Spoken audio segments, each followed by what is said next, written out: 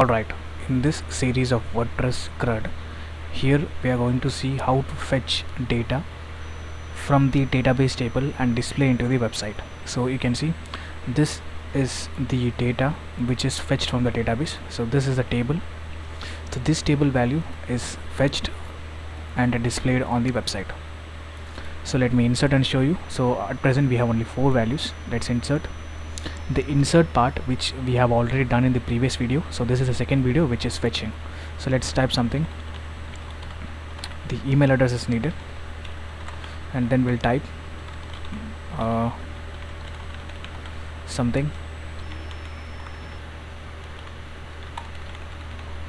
Click on submit, and this submitted value, this value will be stored on the database. Let's check.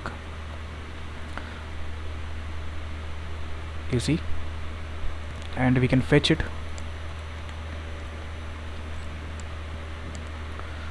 and you can see this is the value which we have inserted. Fine, this is what we are going to see in this video. So the very first thing, we are continuing it from the previous video.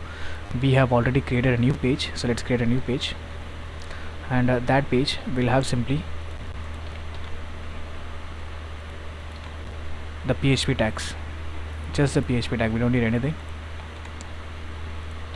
The header and footer, so let's save it as real underscore fetch contact. So this is the template name, so let's name the template as well the same, real fetch contact. Now what we need to do is we need to create global variable $WPDB. So we have created a global variable.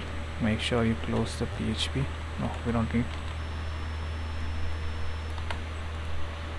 Once we create, what we need is, with this variable we are going to use the function called getResult.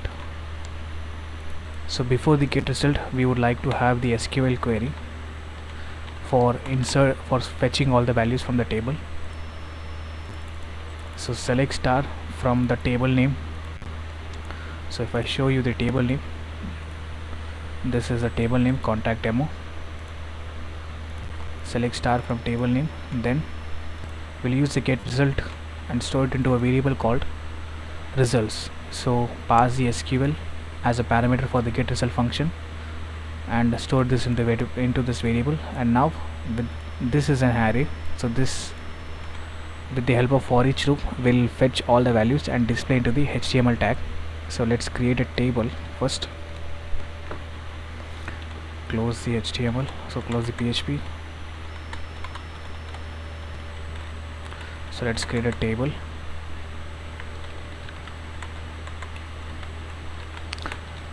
In the previous video we have already added the bootstrap CDN, so it would work. And now we have table row, table data, ID.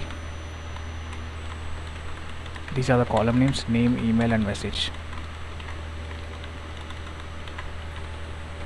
Email,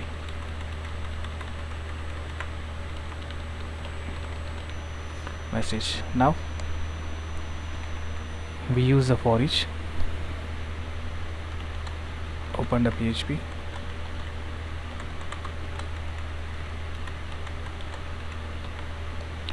dollar for each.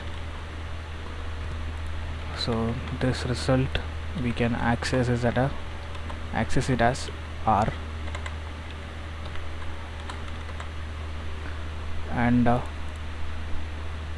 now with this R,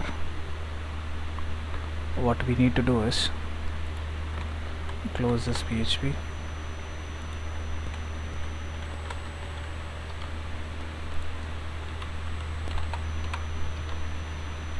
With this R, we are fetching the column names.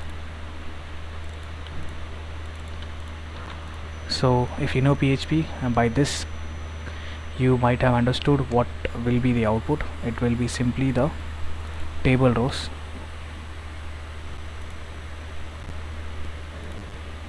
The next thing, we have to create a page add new,